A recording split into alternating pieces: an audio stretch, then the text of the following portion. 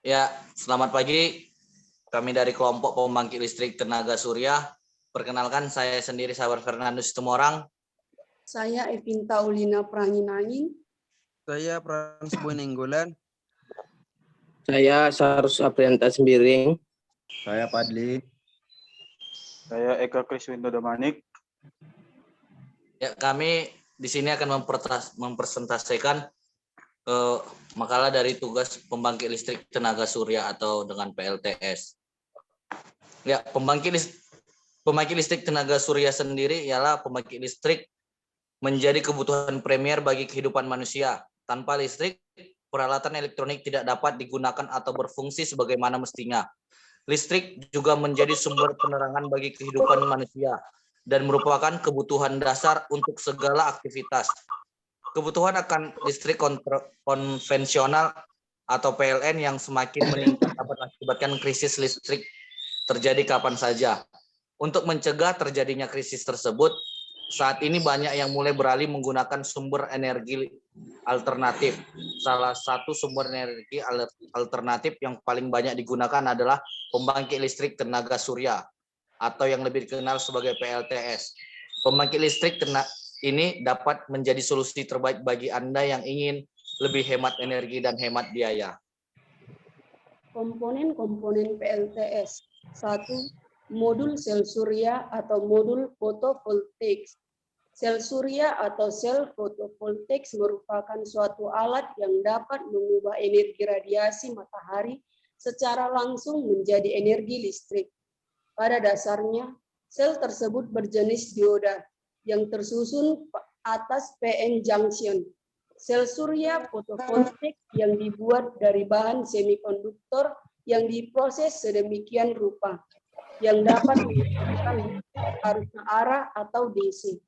Dalam penggunaannya, sel-sel surya itu dihubungkan satu sama lain, sejajar atau seri, tergantung dari penggunaannya, guna menghasilkan daya dengan kombinasi tegangan dan arus yang dikehendaki.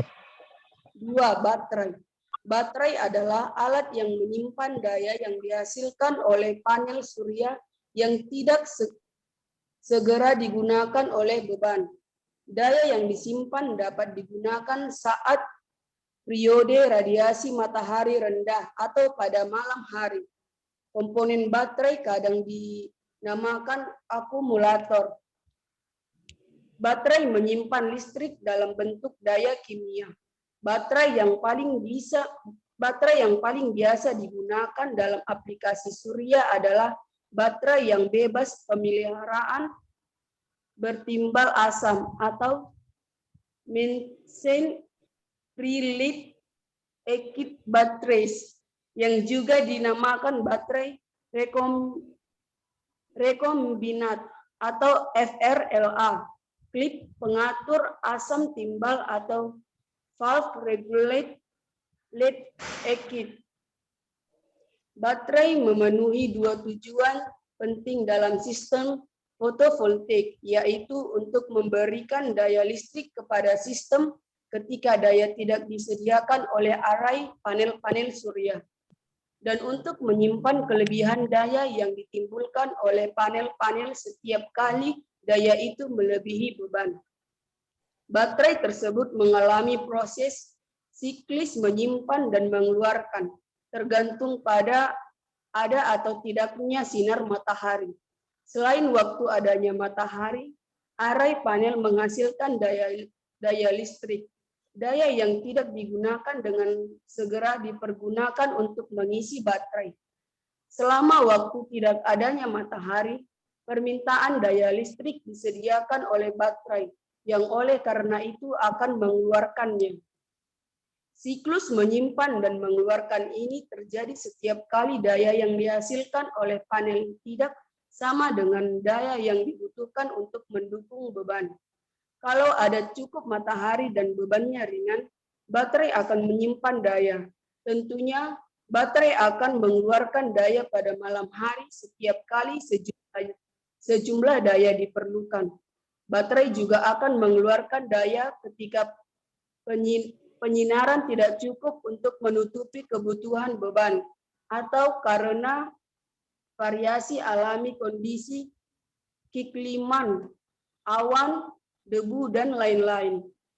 3. Regulator.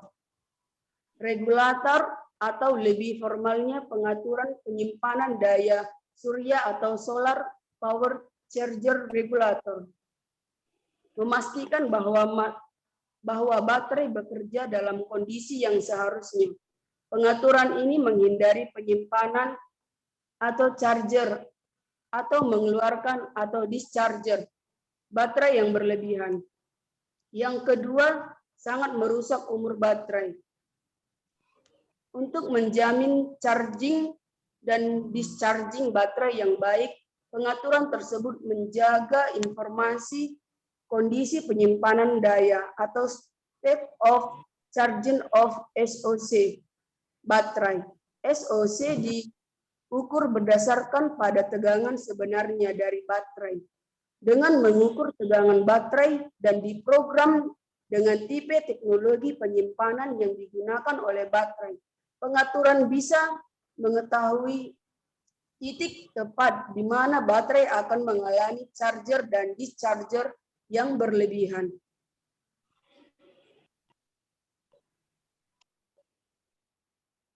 Konverter listrik yang disediakan oleh sekumpulan panel dan baterai adalah DC. Pada tegangan tetap, tegangan disediakan mungkin tidak sesuai dengan apa yang diperlukan oleh beban Anda. Sebuah konverter DC atau AC yang juga dikenal sebagai inverter mengubah arus DC dari baterai Anda menjadi AC. Ini diikuti dengan kehilangan satu daya selama konversi. Beban atau load. Beban adalah peralatan yang mengkonsumsi daya yang dihasilkan oleh sistem daya Anda. Beban mungkin termasuk peralatan komunikasi, nirkabel, lampu jalan, lampu penerangan rumah, atau gedung TV, radio, dan lain-lain. Cara kerja PLTS. Pada siang hari, panel surya menerima cahaya sinar matahari yang kemudian diubah menjadi energi listrik oleh sel-sel kristal melalui proses fotovoltaik. Listrik yang dihasilkan oleh panel surya dapat langsung disalurkan oleh beban ataupun disimpan dalam baterai ASU. Sebelum disalurkan ke beban atau lampu, radio, TV, dan lain-lain pada malam hari, di mana panel surya tidak menghasilkan listrik, listrik yang terkumpul atau tersimpan dalam baterai ASU akan dapat digunakan untuk menyalakan peralatan listrik, terutama lampu penerangan dan lain-lain. Adalah sel solar. Sel solar panel adalah kondisioner, adalah alat pendistribusian listrik, adalah alat pengukur banyak listrik yang dijual atau dibeli.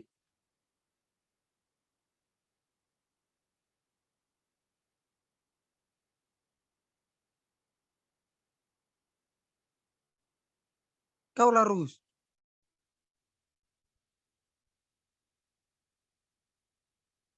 Oi.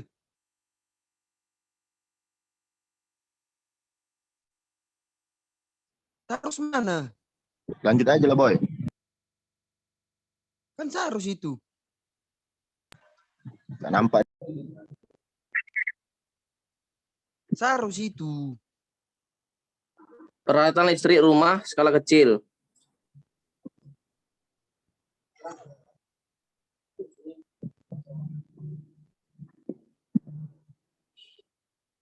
Selain penerangan juga dapat digunakan untuk menghidupkan satu buah TV. Selama 13 jam pemakaian hemat. Lama pengisian energi pada siang hari plus 7 dikurang 8 jam. Daya yang dihasilkan sebesar 300 watt, 220 volt AC atau 50 Hz. Paket listrik ini cocok untuk pendesaan, hutan BTS, pemancar radio, dan dapat diaplikasikan dengan listrik rumah atau PLN sebagai backup energi. Paket ini mempunyai daya tahan hingga 30 tahun. Paket kilovolt 80 W atau 300 watt AC, 1 unit panel surya 80 W, 1 unit kontroler regulator 12 volt DC atau 15 amp, 1 unit inverter kilovolt terus 500 watt, 1220 volt, AC tambah box panel 1 unit baterai ACU 12 volt DC atau 100 amp, mata ACU tambah kabel ACU 4, set lampu TL 5 watt, tambah saklar lampu 4 set lampu PLS 5 watt, tambah saklar lampu, tambah fitting 2 set kabel instalasinya 1 per 1. 1 unit box instalasi 2 unit tiang penyangga panel, harga total Rp 9.100.000. Manfaat PLTS, pembangkit listrik tenaga surya mempunyai berbagai macam manfaat, antara lain adalah yang pertama, PLTS di daerah pedesaan.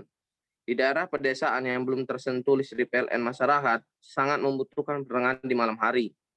Dengan hadirnya teknologi terbaru, aplikasi pembangkit tenaga surya yang merupakan solusi terbaik untuk diterapkan di daerah pedesaan. Berikut ini adalah manfaat PLTS di daerah terpencil. Tersedianya mutu penerangan yang baik bagi masyarakat dengan jumlah biaya pengeluaran yang terjangkau. Memperkokoh sistem pertahanan keamanan di lingkungan. PLTS di daerah perkotaan.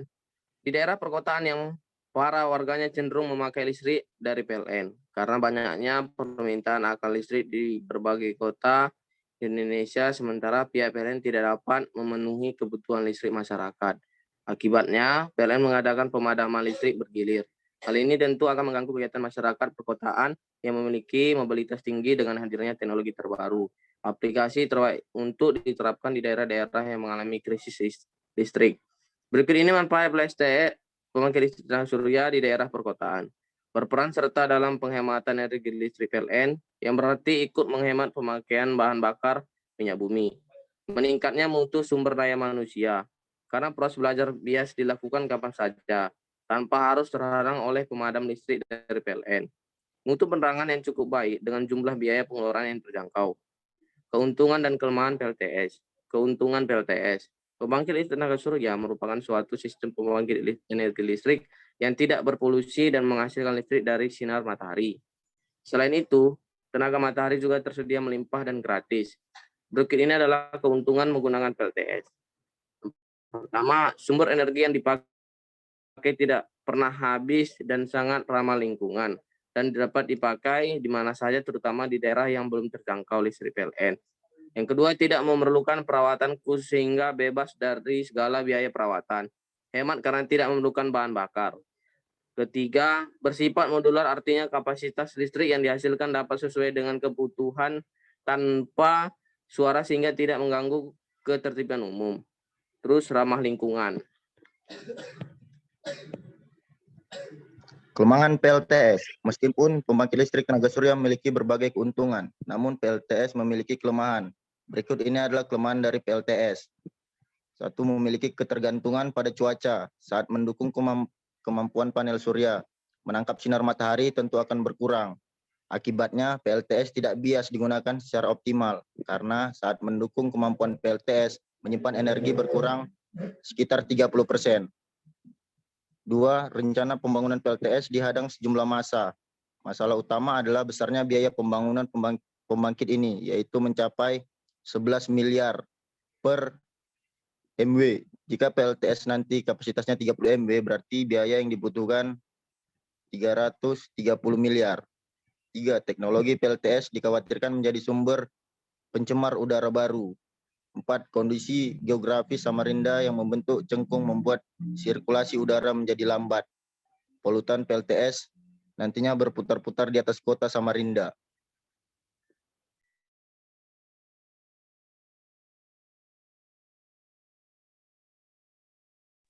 Kesimpulan. Dari hasil pembuatan makalah ini, kami menarik kesimpulan bahwa pembangkit listrik tenaga surya atau PLTS memiliki banyak keuntungan. PLTS ini juga sangat cocok dikembangkan di Indonesia, yang sangat berpotensi karena beriklim tropis, dan pembangkit listrik tenaga surya ini bisa digunakan sebagai pengganti pembangkit listrik berbahan fosil yang tidak terbarukan. Pemanfaatan energi tenaga surya terbarukan secara efisien akan menimbulkan keuntungan secara materi dan kesehatan lingkungan alam.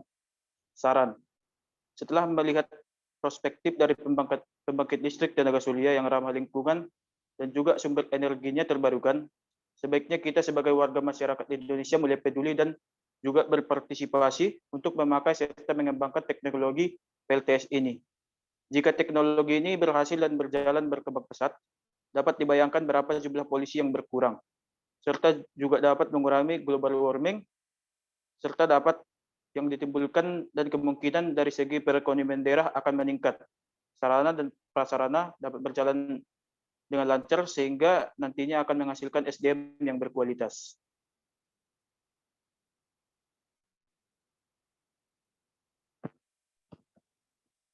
Kau matiin itu mic-mu, bodoh. Mikmu. Mic-mu, sabar. Itulah persentase dari kelompok kami pembangkit listrik tenaga surya. Cukup sekian dan sampai jumpa.